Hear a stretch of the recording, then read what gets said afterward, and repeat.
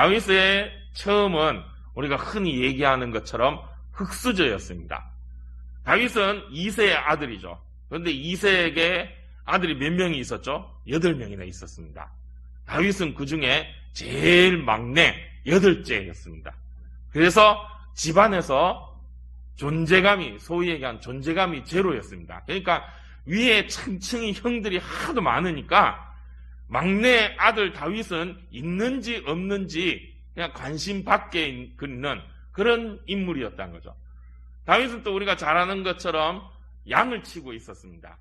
근데 양을 치는 것이 그냥 잠깐 나갔다 오는 게 아니라 짧게는 며칠씩, 길게는 몇 달씩 이 양의 풀을 찾아 먼 길을 돌아다니고 오는 그런 일을 하는 것이 양치기입니다.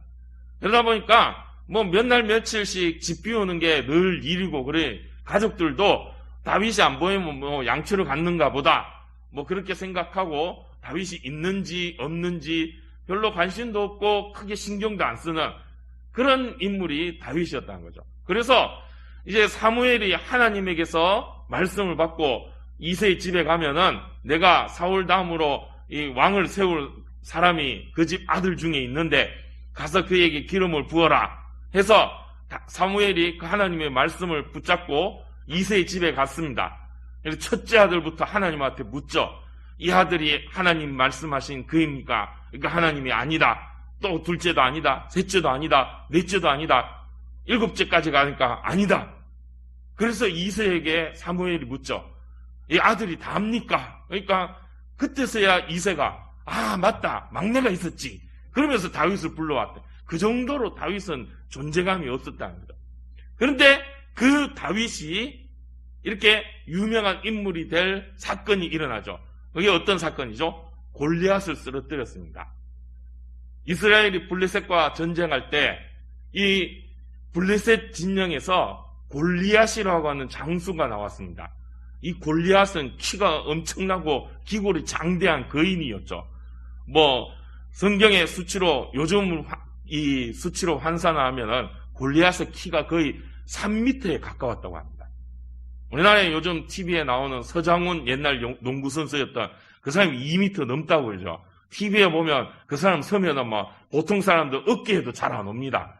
그런데 그 2m만 해도 그 정도, 3m 가까이 이러면 얼마나 되겠습니까?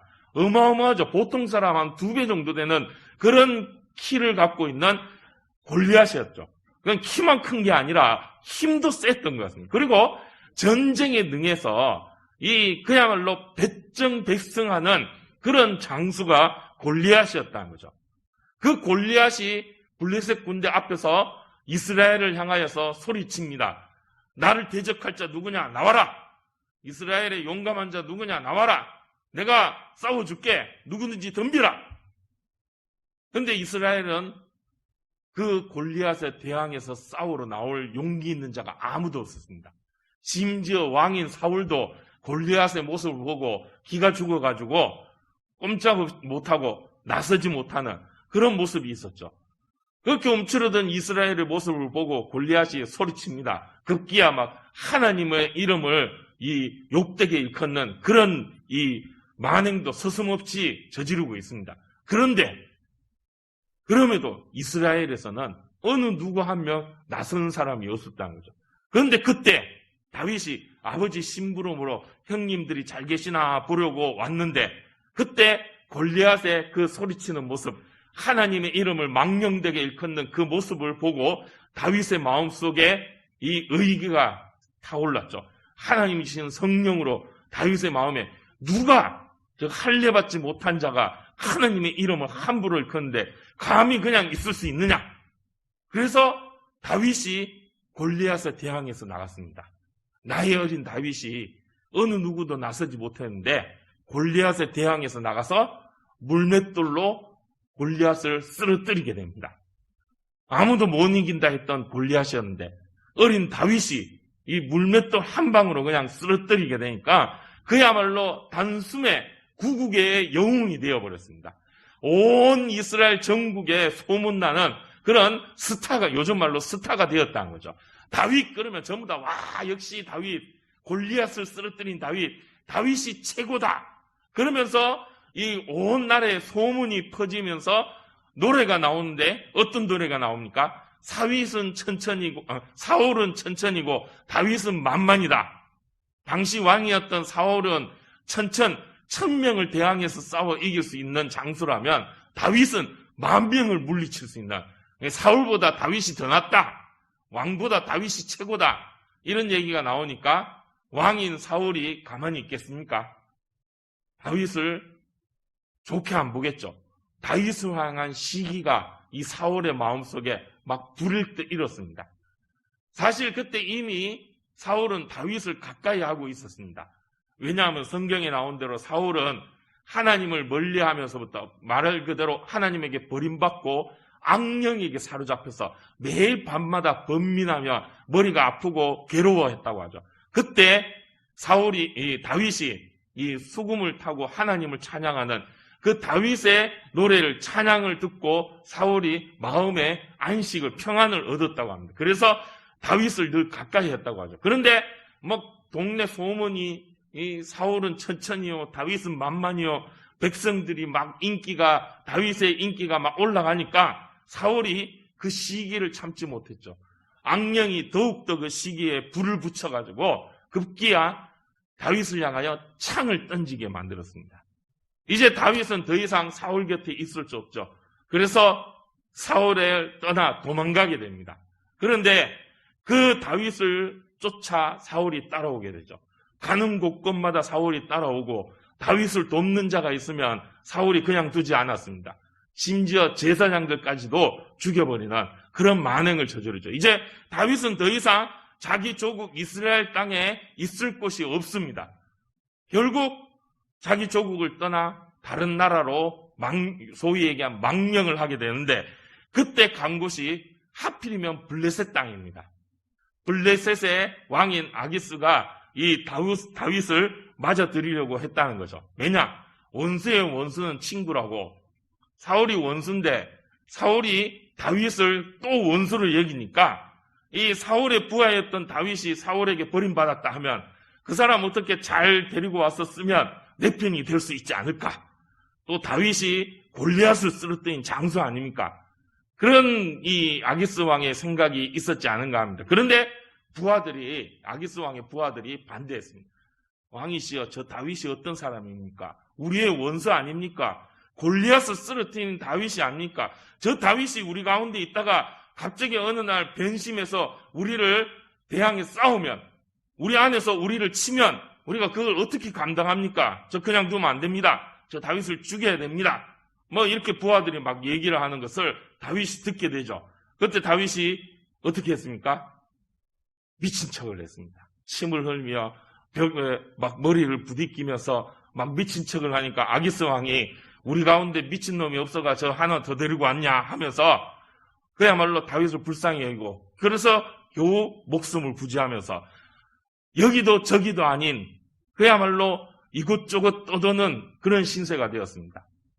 원래 블레셋이 원수였으니까 자기를 치료하는 그런 원수였는데, 하물며 지금 자기의 고향, 조국에 있는 사람들도 사울 왕이 자기를 치려고 하니까 온 이스라엘 사람들이 또 다윗을 찾고, 사울이 워낙 이 강박하게 구니까 다윗을 찾고 죽이려고 하는, 정말 어느 곳 한 곳 편히 있을 곳이 없는 그런 다윗의 처지가 되었다는 거죠.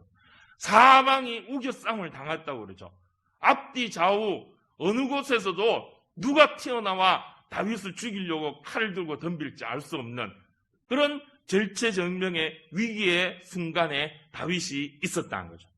그때 오늘 이 시편 56편을 다윗이 고백합니다. 1절에 나온 것처럼 다윗은 하나님 앞에 간구하죠. 은혜를 베풀어 주십시오. 살려주십시오. 사람들이 나를 삼키려고 종일 치고 압제합니다. 온 주변 사방에서 칼을 들고 나를 잡으려고 덤벼드는데 하나님 도와주십시오.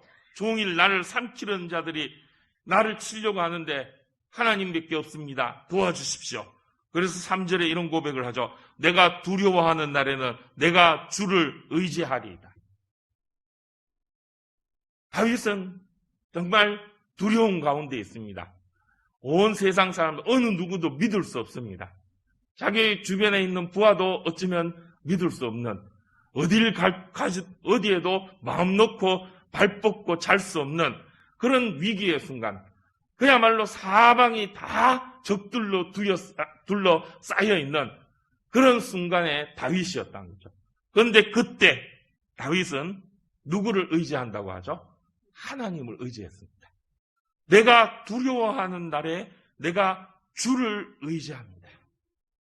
두렵기 때문에, 무섭기 때문에, 원수가 나를 둘러싸서 나를 죽이려 하기 때문에, 사방에 어느 곳 내가 도망갈 곳 한 곳 없기 때문에 나는 하나님을 의지합니다 라고 고백합니다.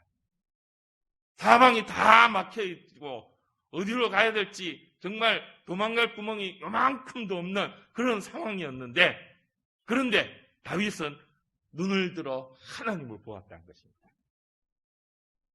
사실 우리가 다윗과 같은 이런 처지에 있을 때도 있죠. 정말로 어디로 가야 될지, 누구를 의지해야 될지, 어떻게 해야 될지 정말 한 치 앞도 내다볼 수 없고 내가 어디로 가야 될 구멍은 한 군데도 없는 것 같은 정말로 앞길이 깜깜한 그런 순간 있을 것입니다. 그런 순간 되면 우리는 꽉 막힌 그것에 집중하게 됩니다. 내 앞에 있는 원수들이 집중하게 되죠. 그렇게 집중하면 어떻게 됩니까? 그 원수가 더 커 보이죠. 그 두려움이 더 커버립니다. 그래서 우리를 더욱더 두렵게 만듭니다. 더욱더 주저앉게 만들고 더욱더 좌절하게 만드는 것이죠. 그런데 그때 우리는 하늘을 향하여 눈을 들 용기가 필요합니다. 이 용기가 필요한 거죠.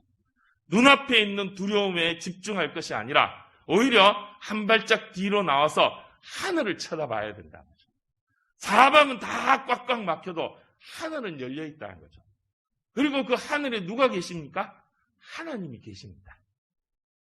세상 모든 사람들이 나의 원수와 같다 할지라도 하나님이 나를 지켜보시고 나를 도와주신다는 거죠. 그래서 다윗은 두려워하는 날에 내가 하나님을 의지합니다 라고 고백하고 있습니다. 그리고 그 하나님을 의지하고 하나님을 찬송합니다 라고 고백합니다. 온 세상 사람들이 다 나를 죽일 것 같이 보여도 나는 하나님을 의지할 수밖에 없습니다. 하나님밖에 없습니다 라고 고백하는 것이죠. 다윗의 이 고백이 어느 날 한순간 나온 게 아닙니다. 다윗은 이미 하나님에 대한 경험들이 많습니다. 언제부터요? 어린 시절 양을 칠 때부터 다윗은 하나님의 경험이 풍성하였다는 것이죠. 사실 우리가 양치기 그러면 우리는 이 어떤 목가적인 낭만적인 모습을 생각합니다. 입에 풀필이 하나 물고 긴 막대기 하나 들면서 순한 양을 치고 저 푸른 풀밭에 팔베개 하고 누워가지고 풀필이 불면서 팔자 좋게 편안하게 있는 그런 양치기를 우리가 꿈꾸고 있죠. 그런데 사실 이 중동의 이 이스라엘 지역의 양치기는 그렇게 편안한 직업이 아닙니다. 소위 얘기하는 3D 업종 중에서도 정말 힘들고 어려운 직업이 양치기입니다. 아까 말씀대로 양을 치러 나가려고 그러면 양이 먹을 풀을 찾아 몇 날 며칠을 밖에서 노숙합니다. 그야말로 양과 함께 노숙합니다. 낮에는 더운 날씨, 밤에는 추운 날씨에 밖에서 그야말로 이불 하나, 담요 하나, 우리 흔히 모포 같은 거 그런 거 하나 둘러쓰고 그냥 추위에 벌벌 떨면서 양들과 함께 잡니다. 그것만 있느냐? 아니죠. 양떼들이 있으면 그 양을 노리는 짐승들도 많다는 거죠. 사자도 있고 곰도 있고 늑대도 있고 이런 온갖 짐승들이 양을 노립니다. 그런데 이 짐승들이 양만 노립니까? 사람도 역시 노리고 있다는 거죠. 그 짐승들의 이 공격을 또한 늘 신경을 끄고 자면서도 눈 감고 있으면서도 혹시라도 주변에 그런 이 짐승들이 없나 늘 신경 쓰고 있어야 되는 거예요. 혹이라도 늑대나 곰이나 사자가 오면 그것을 대항해서 싸워 쫓아내야 됩니다. 내가 힘이 없으면 내가 물어뜯기고 내가 잡아먹힐 수밖에 없다는 거죠. 그리고 짐승만 있느냐? 아니죠. 사람도 있습니다. 도둑놈들이 양을 훔치려고 있다는 거죠. 근데 이 도둑놈들이 그냥 양만 훔쳐가는 게 아니죠. 양을 훔쳐가기 위해서는 양치기를 해야 하는 경우도 있다는 것입니다. 정말 그런 힘든 상황 가운데 있다는 거죠. 그런데 그때 그런 어려운 상황 가운데서도 다윗은 하나님을 찾았다는 거죠. 어린 시절부터 다윗은 그렇게 양을 치면서 그 가운데에서 하나님을 경험했던 경험들이 쌓여 있다는 거죠. 그래서 지금 이 위기의 순간, 그때보다 더 힘들고 어려운 이 위기의 순간에도 다윗은 하나님을 찾았다는 거죠. 이미 하나님이 나를 도와주신 경험들이 있기 때문에 그때도 도와주셨던 하나님이 오늘도 나를 도와주실 줄 믿습니다. 이 믿음으로 고백하고 있는 거죠. 다윗의 형편을 다윗은 8절에 이렇게 고백합니다. 나의 유리함을 주께서 계수하셨사오니 나의 눈물을 주의 병에 담으소서. 이것이 주의 책에 기록되지 아니하였습니까? 하나님, 내 형편 아시지 않습니까? 내가 얼마나 힘든지 하나님이 아시죠. 내 유리함을 주께서 내가 이렇게 어려움을 당하고 고통 가운데 살고 있는, 내가 이렇게 떠들고 있는 이 날수를 하나님께서 이미 계수하고 알고 계시고 계산하고 내 힘든 거 다 알고 계시지 않습니까? 그리고 내 눈물을 주의 병에 담으소서. 여기서 병이라고 나와 있는데 사실 이 병이 아니라 이 당시에 이 유대인들은 여행을 가거나 할 때 물을 담을 때 어디에 보면 가죽 부대에 담죠. 거기에 물이 아니라 이 자기의 눈물을 담았다고 합니다. 양이 얼마나 되길래, 얼마나 눈물을 많이 흘렸기에 말하자면 물통에 물을 담고 다녔다는 거죠. 뭐 1리터, 2리터 하겠습니까? 보통 이 가죽 부대가 뭐 엄청난 양의 물을 담고 있는데 물 대신 다윗은 눈물을 담았다. 그만큼 다윗이 눈물을 많이 흘렸다. 그만큼 다윗이 하나님 앞에 울며 불며 기도했다는 거예요. 다윗의 기도가 그만큼 절절한 기도가 하나님 앞에 있었다는 거예요. 그런데 하나님이 그걸 다 알고 계신다는 거예요. 그 눈물을 하나님이 다 받아두셨다는 거예요. 그 기도를 하나님이 허투루 내버려 두지 않으셨다는 거예요. 그 고백이 있던 거죠. 그리고 그것을 주의 책에 기록해. 하나님 다 알고 계시죠. 나의 이 어려움, 나의 이 형편, 나의 이 괴로움, 나의 이 눈물, 하나님이 다 알고 계십니다. 그것을 하나님이 그냥 헛되게 하시지 않을 줄 압니다. 하나님께서 나의 기도를 다 들어주시고 계시는 줄 압니다. 나의 이 기도가 헛되이 사라지는 것이 아니라 하나님이 다 귀담아 들으시고 하나님께서 마음속에 두고 계시고 하나님이 다 기록해 두셔서 다 응답하여 주실 줄 믿습니다. 이것이 다윗의 믿음이었고 다윗의 고백이었습니다. 그래서 9절에서 다윗이 뭐라고 고백합니까? 내가 아뢰는 날에 내 원수들이 물러갈 것이다. 내 경험상 내가 어릴 때부터 겪어봤는데 하나님은 내가 기도한 것 다 들어주시는 하나님이십니다. 그래서 내가 아랠 때, 즉 내가 기도하는 날에 내가 기도하였더니 그 기도를 응답하셔서 내 원수들을 하나님이 다 물리쳐 주셨습니다. 지금껏 그래왔으니까 앞으로도 그렇게 하실 줄 믿습니다. 그리고 뭐라고 고백하죠? 이것으로 하나님이 내 편이심을 내가 아나이다. 이게 뭡니까? 지난날 내 경험으로 봤을 때, 지난날 내가 어려웠을 때 한 번도 나를 외면하지 아니하시고 늘 내가 앓을 때마다 내 편이 되어 주셔서 내 원수들을 물리쳐 주셨음을 내가 믿습니다. 그래서 하나님이 내 편이십니다. 지난 경험상 하나님이 내 편인 줄 믿습니다. 내 편 대신 하나님께서 오늘도 나의 원수를 물리쳐 주실 줄 믿습니다. 이 고백을 하고 있다는 거죠. 전에도 제가 말씀 한번 드린 적이 있는데 저는 누님이 두 분 있습니다. 형이 없어요. 그래서 늘 형 있는 친구들이 참 부러웠습니다. 왜냐 그러면 어릴 때 동네에서 놀다 보면 동네 싸움이 나면은 뭐 지들끼리 싸워봐야 답이 있습니까? 뭐 비슷한 놈들끼리 싸워봐야 뭐 답이 없죠. 누가 이기든지 뭐 어떻게 해결이 안 되죠. 그럴 때 되면 또 이 지가 불리하면은 지가 안 되면은 졌으면 졌다고 인정을 해야 되는데 인정을 안 해요. 그러면서도 어떻게 합니까? 지 형을 불러와요. 지가 불리하면 형아 그러면은 형이 듣고 뭐가 무슨 일이고 뭐 쫓아옵니다. 그러면 저는 부를 형이 없어요. 그럼 어떻게 됩니까? 그 형 앞에 주눅이 들죠. 너 왜 그랬어요? 내 동생인데 너 내 동생한테 함부로 그래 그러면 잘못했습니다 하고 내가 분명히 잘못한 거 없는데도 형이 없다는 것 때문에 그 형한테 제가 야단 맞고 눈물을 흘리며 돌아서면서 나는 왜 형이 없나 하면서 엄마한테 가갖고 왜 나는 형이 없어요 하고 눈물을 흘리며 하면 우리 어머니가 또 마음이 아프셔서 내가 해결해 줄까 하는데 사실 이제 부모님이 나서면은 이게 집안 싸움이 되죠. 그러니까 이게 이 동급에서 해결돼야 됩니다. 그러니까 뭐 동생이 잘못되면 형이 도와줘야 되는 형이 나서면 그냥 모든 게 다 해결되죠.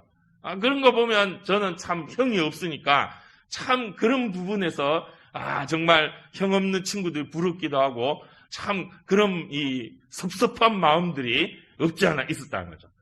하물며 형님, 내 편된 형제, 형이 하나 있어도 그렇게 어깨에 힘이 들어가는데 하나님이 내 편 되신다는 거예요. 하나님이 어떤 분이십니까? 만물을 말씀으로 지으신 그런 하나님이시지 않습니까? 못하는 게 없는 분이시죠. 우리가 흔히 하나님을 어떤 하나님을 전지전능하시다 그러죠.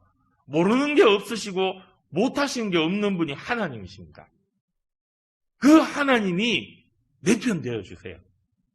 세상에 아무리 극악한 원수들이 있고 아무리 힘든 원수가 있다 할지라도 그가 하나님을 싸워 이길 수 있느냐? 없죠. 하나님이 최고입니다. 천하무적입니다. 그 어떤 세상 것도 그 어떤 누구도 하나님을 싸워 이길 수 있는 존재는 아무도 없습니다. 사람 아니라 신이라 할지라도 그 모든 신이라고 하는 것들은 다 가짜죠. 오로지 하나님밖에 없습니다. 다윗은 그 하나님이 나의 편이 되었습니다 고백하고 있습니다. 오늘 이 고백이 우리의 고백이 된 줄 믿습니다. 한번 따라해 보십시오. 하나님이 내 편이다. 믿습니까? 진짜 믿습니까? 그럼 그 믿음대로 사십시오. 세상에 두려울 게 뭐가 있습니까? 세상에 그 어떤 것이 우리를 쓰러뜨리고 넘어뜨릴 수 있겠습니까? 돈이 우리를 넘어뜨립니까? 세상 사람들이 우리를 넘어뜨립니까? 뭐 질병이 우리를 넘어뜨립니까? 지금 코로나가 난리죠. 코로나가 뭐 오늘도 뭐 남구에 환자가 생겼다. 어디에 또 어느 동네에 또 환자가 나왔다더라. 뭐 이제 뭐 주변에 또 누가 뭐 확진자가 되었다더라. 그런 얘기 들으면 참 겁이 납니다. 그런 얘기 들으면 밖에 나가는 것도 겁나고 사람 만나는 것도 겁나고 모든 게 겁납니다. 그러나 그 코로나도 하나님 앞에서는 아무것도 아닙니다. 하나님이 저리 가라 하면 훅 물러갈 코로나입니다. 두려워할 이유가 없다는 것이죠. 그 어떤 질병도 코로나가 아니라 그 어떤 질병도 우리를 괴롭힐 수 없고 하나님을 이길 수가 없습니다. 그 앞에 우리는 두려워할 이유가 없다는 거죠. 왜? 하나님이 내 편 되시기 때문에. 그 믿음으로 승리하시기를 축복합니다. 다윗은 또한 고백합니다. 내가 하나님을 11절에 보면 내가 하나님을 의지하였은즉 두려워하지 아니하리니 사람이 내게 어찌하리까. 다윗의 경험해 보니까 사람이 제일 무섭다는 거죠. 그런데 그 사람도 어찌할 수 없다는 거예요. 왜? 하나님을 의지하였더니 하나님이 내 편 되시고 나를 도와주시기 때문이라는 거죠. 그래서 12절에 다윗은 또 이렇게 고백하죠. 하나님이여 내가 주께 소원함이 있사온즉 내가 감사제를 주께 드리린다. 이 소원함과 감사제를 드린다. 이것이 무엇이냐 하면 화목제사를 드린다.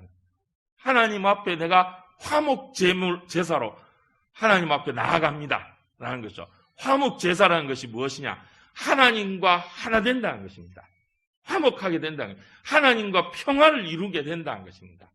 그 어떤 하나님과 내 사이를 방해하는 그 어떤 것도 다 사라지고 내가 하나님을 바로 바라보며 내가 하나님 앞에 약속한 대로 나의 모든 것을 하나님께 드리며 날마다 하나님으로 인하여 감사로 살겠습니다. 이것이 화목제죠. 이것이 예배인 것입니다. 오늘 우리가 드리는 이 예배가 화목제가 된 줄 믿습니다. 하나님이 내 편 되어주시고 하나님이 나를 도와주십니다. 그럼 우리가 그 하나님 앞에 할 수 있는 게 뭡니까? 감사밖에 없는 거죠. 날마다 이 믿음으로 감사하며 사시기를 축복합니다. 다윗이 하나님이 내 편이십니다 고백했던 그 고백이 오늘 우리의 고백인 줄 믿습니다. 세상 그 어떤 것도 우리를 하나님 앞에서 떨어뜨릴 수 없습니다. 하나님과 우리의 관계를 깨뜨릴 수 없고 방해할 수 없습니다. 오늘도 그 믿음으로 승리하시기를 축복합니다. 다음 한 주간도 세상 가운데 살아갈 때 그 어떤 세상의 방해와 마귀 사탄의 방해가 있을지라도 겁내거나 두려워하지 아니할 것은 하나님이 내 편이십니다. 그 믿음으로 승리하시기를 주님의 이름으로 축복합니다.